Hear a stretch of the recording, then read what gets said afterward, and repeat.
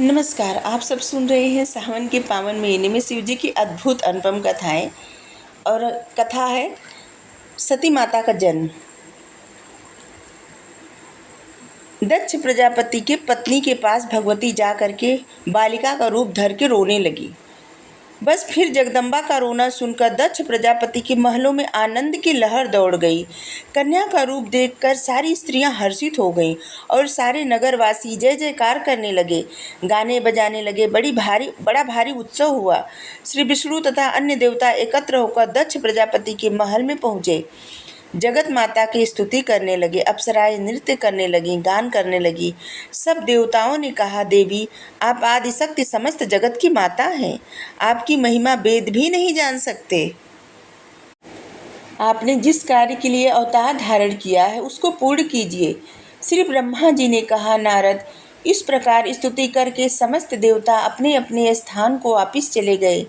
बीरणी ने भगवती के दर्शन करने के साथ जान लिया कि मेरे गर्भ से जगदम्बा ने जन्म लिया है।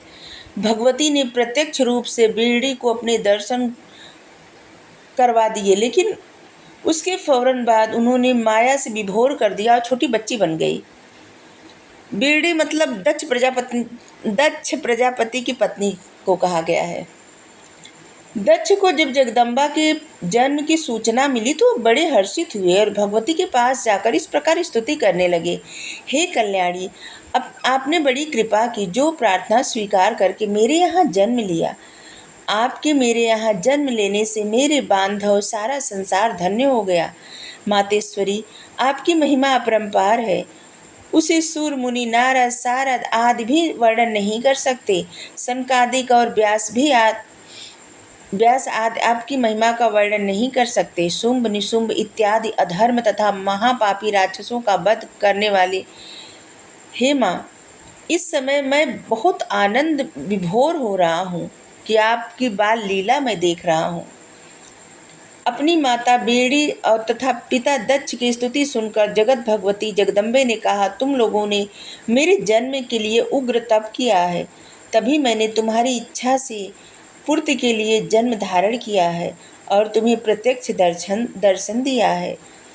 अब मैं अपनी मानव लीला करने के लिए जा रही हूँ, मगर मेरे स्वरूप को भूल न जाना और अहंकार न करना।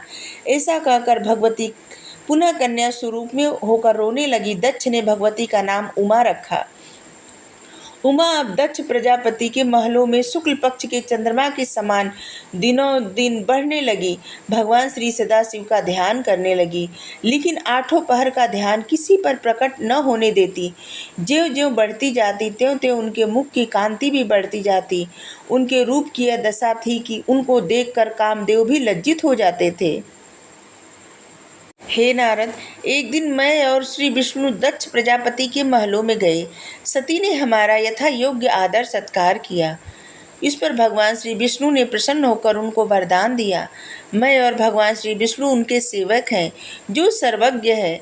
आपको छोड़कर वह किसी और को चाहने वाले नहीं है, अतः वही भगवान श्री सदाशिव आपके स्वामी हो। इसके बाद हमने दक्ष प्रजापति से कहा, दक्ष तुम धन्य हो, जिसके घर भगवती ने अवतार लिया है। अतः तुमको यह करना चाहिए कि जिससे सती का ब्याह भगवान श्री सदाशिव के साथ हो जाए। कुछ ऐसा उपाय करो, ऐसा होने से तुम मोक्ष को प्राप्त हो जाओगे। इसके पश्चात हम अपने अपने स्थान को लौट गए।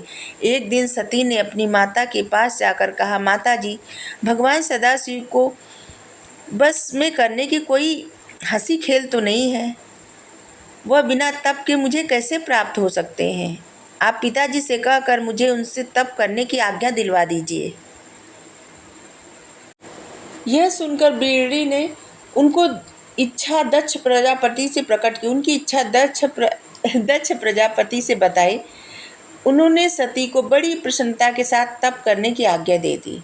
इसके बाद सती हाटकेश नामक वन में जाकर भगवान श्री सदाशिव के ध्यान में निमग्न होकर उग्र तपस्या करने लगी।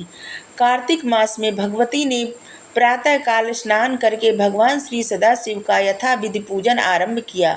पौष मास के शुक्ल पक्ष में नागमिंथन नामक व्रत पालन किया। रात्रि भर जागरण का उत्सव किया। माघ मास में स्नान करके भीगे वस्त्रों से ही नदी के गलते हुए जल में खड़े होकर भगवान श्री सदाशिव का जप किया। फाल्गुन मास को चौदस को विधि पूर्वक भगवान श्री सदाशिव का पूजन करके रात्रि जागरण किया। चैत्र में शुक्ल चौदस को हव के पुष्पों से भगवान का पूजन किया। बैसाख सुदी तृतीया को भक्तिपूर्वक पूजन किया और इस प्रकार सती ने 12 महीने भगवान श्री सदाशिव की सविधि पूजा तथा उनको भोग लगाया। इस तरह सती ने प्रति मास भगवान श्री सदाशिव का पूजन करने के योग धारण कर उग्र तप आरंभ किया। श्वास को चढ़ाकर जल में बैठ गई। उस समय मैं श्री विष्णु सहित अन्य देवताओं के लेकर सती की तपस्या देखने के लिए गए। हमने वहां जाकर उनके कठिन तप को देखा। वहां सिद्धि तथा योगियों की भांति तपस्या कर रही थी।